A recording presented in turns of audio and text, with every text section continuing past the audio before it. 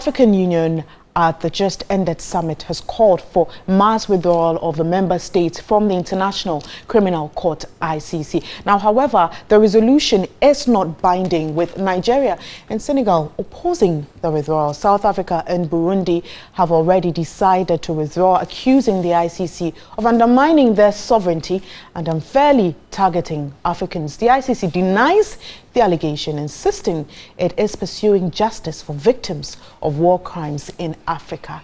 Well, this afternoon, to explore more into this very issue, David Agbe, Executive Director, Ghana Institute of Governance and Security, joins me. Good afternoon, sir. Yes, good afternoon. And thanks for your time. Thank you very much for the opportunity. Now, even before I ask you of what you think, are you for or against African states leaving the ICC? I am actually for the fact that it is quite important that, if you recall, Kwame Nkrumah said that the independence of our country is meaningless until it is linked up with the total liberation of the African continent. And so he said profoundly that with the level of determination, we can manage our own affairs. If politically we can actually get it right. Have we achieved that? We've not actually achieved that because of the division, because of the fact that we were colonized by, many, group of countries. And so it's quite a difficult challenge that there are certain blocks in there. We have people who support the Anglophone and all that. And so when you want to pool all the countries together, it's very, very difficult. It's all about divide and rule tactics that, most of the international, people are playing. And so it is quite good at this moment that the AU summit has come out with a certain resolution, making it clear that many of the 53 countries that we have in the African continent, many should pull themselves out from the ICC, which I think that it is a very good, omen for all of the African continent, that at this point in time, it is much important that we should try as much as possible to pull ourselves out from the International Criminal Court of Justice, because the justice system itself is not fair. No, so if I can catch it, would it be right to say that the AU's thinking that the ICC was formed to undermine the sovereignty of African states, building up from what you said? I think so, because the World Summit in 2005, they all came out with a certain resolution in that because of the fact that the international system is not fair and there is abuse of fundamental right of other people when it comes to crime, when it comes to war crimes, when it comes to ethnic cleansing, when it comes to abuse of human beings here and there. So they came out with a report that we all need to have a responsibility to protect each other. And so whilst all those parameters were set, we thought that the International Criminal Court of Justice will be fair. So any country which abuses the fundamental right of people, killing people here and there, war crimes and all that, all those people should face the International Criminal Court of Justice. But we are not seeing clearly that.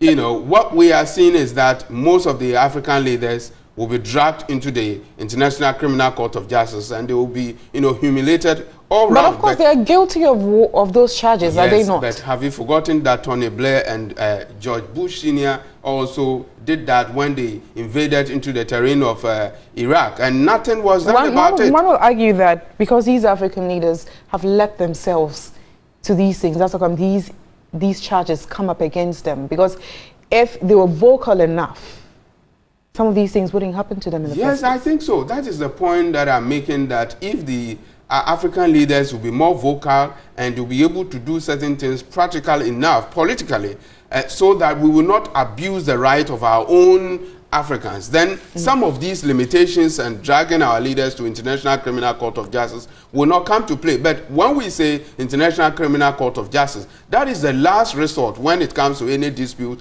all over. But the system itself is not fair. What they do is to drag African leaders there, but when those big countries like UK, US and other people. I mean, looked at United States of America. They do not even want to support the ICC. They think that their system, their legal system, can deal with everything. Because so they call the shots. They do not support the ICC. And looked at what happened.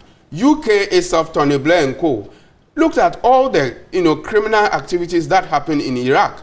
None of them. The system was not fair. They said that the military people who were invaded the Iraq, they need to be punished. Whereas the leaders themselves, they orchestrated all that. Okay. And so the system itself is a very complex one. So the onus is that African leaders, the 53 countries that we have, they have to take a critical decision by pulling themselves out of this, quagmire. It's not good at all. And I'm surprised that Nigeria, you mentioned that Nigeria and one other country, they do not want to, support that decision. I think that it is not good at all as a bloc. When we take a decision, we all need to support that decision. So I think that Nigeria, if really they are trying to drag the issue, not supporting it, I think that it is not good for our continent at all. Thank you very much, David Adbees, Executive Director, Ghana Institute of Governance and Security. But I'll still have you sit here, and we have some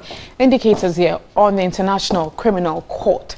And as you can see on your screen, about 9,000 complaints from over 139 countries. The ICC has indicated 36 African countries, or Africans within 8 African countries. And there you have it. Let's move on to other indices here. And on President Omar al-Bashir, as in some African countries who have been charged on 4th March 2009, indicated on 5 accounts of crimes against humanity and 5 accounts of war crimes with regard to situation in Darfur, Sudan. Well, technology really does fail sometimes, but let me move on straight to my phone and read some of the indices there. Let's move on to DR Congo, where we have Jean-Pierre Bemba, and he was indicted on May 2008 on 2 counts of crimes against humanity and 4 counts of war crimes with regard to situation in the Central African Republic. And Francois Bozizi Bemba was accused of following his troops to rape, torture, murder, and humanly treating civilians. Omar al-Gaddafi, that's Libya's former president, and the slain Libyan leader was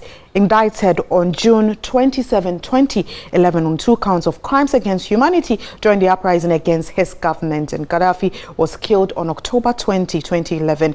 The court terminated proceedings against him on November 22, 2011. Well, that'll be all for this segment. I would also want to say thank you again to David Adbees, Executive Director, Ghana Institute of Governance and Security. I would just want to say that we are so proud that Morocco has actually rejoined the AU. It's a very profound decision that they've made to, really come together so that we can fight as a continent. Thank you very much, sir, for your submissions. You're still watching Media Library.